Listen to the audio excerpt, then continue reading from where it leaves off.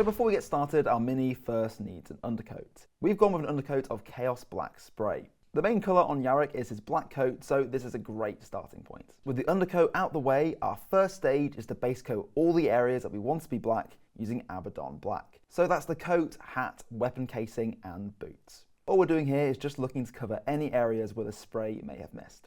So feel free to skip this stage if you'd like to. With that done, we're moving on now to all the red sections. So there's Yarrick's iconic power claw, the power pack for it, the collar, the hat, inside of the cloak, the cloth around the waist, and also the sword handle. Next, let's base coat all the silver areas using Leadbelcher. You'll need several thin layers of this for a nice smooth coat. And don't forget about small details like Yarrick's augmented Bale Eye. With that done, next we're picking out the trousers and all the leather sections using Mournfang Brown. We've added quite a few base coats to our model now, so just be extra careful around your other base coats. Once you're happy with the Mournfang Brown, we can move on to the last couple metallic base coats. Firstly, Retributor Armour for the sword hilt, the shoulder pads and any other gold areas across the model.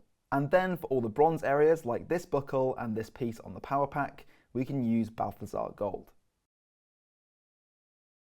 And with that done, before we move on to the next stage, let's quickly change our paint water so we don't get any pesky metallic flakes into our other paints. Up next is Corax White. We're using this to pick out the white base coats like the chest piece, the skull on the hat, but also the eye lens and these lights on the power pack as well. With those done, we can also pick out the coat trim and tassels, which we will be painting with contrast paint later. For the crest on Yarrick's cap, we can base coat it now using Loren Forest. So for our first shade, we're going to be using Nuln Oil for loads of different parts of the model. Firstly, let's recess shade the red and leather areas. Once you're finished with those recess shades, apply an all-over shade to the Leadbelcher and Balthasar Gold areas. And then also to the Corax White chest piece and the Loren Forest crest. But for these brighter base coats, mix in some Lahmian Medium first to make the shade more subtle. So for all the Retributor Armour, let's shade it now using Khorne Red Fur contrast paint. Just thin it down a little first with some Lahmian Medium.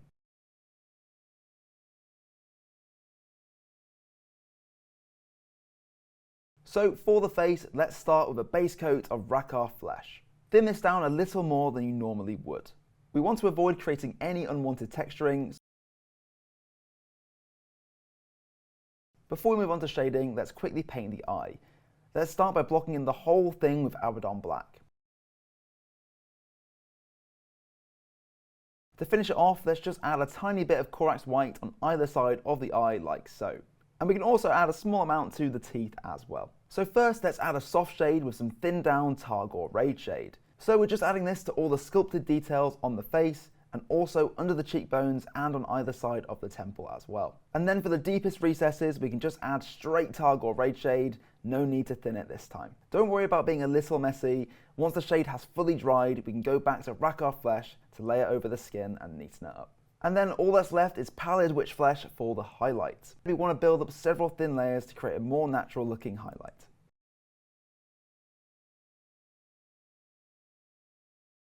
For the coat and hat trim, as well as all the tassels, pick them out now using Iyanden Yellow. Paint the eye lens and the bottom light of the power pack with Blood Angels Red, and then finish up by painting the other light with striking Scorpion Green.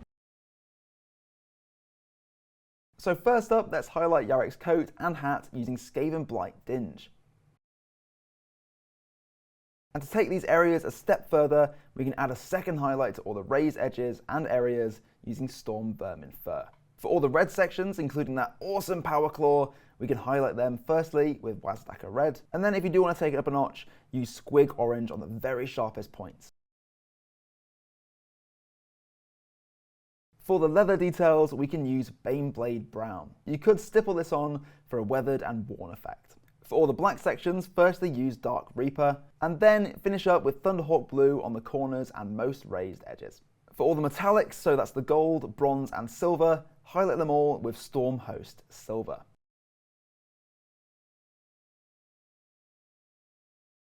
For all the tassels and coat trim, we can apply a dot highlight of Corax White. And then finally, Rakarth Flesh for the crest on the hat. And there we are, all that's left is Yarrick's base. We're starting by base coating the rubble using Stormvermin Fur, and then shading it all over with Nuln Oil. Once that's dry, we're applying the aptly named Armageddon Dust texture paint, shading it with Seraphim Sepia, dry brushing it with Screaming Skull, and then finally painting the base rim with Steel Legion Drabs.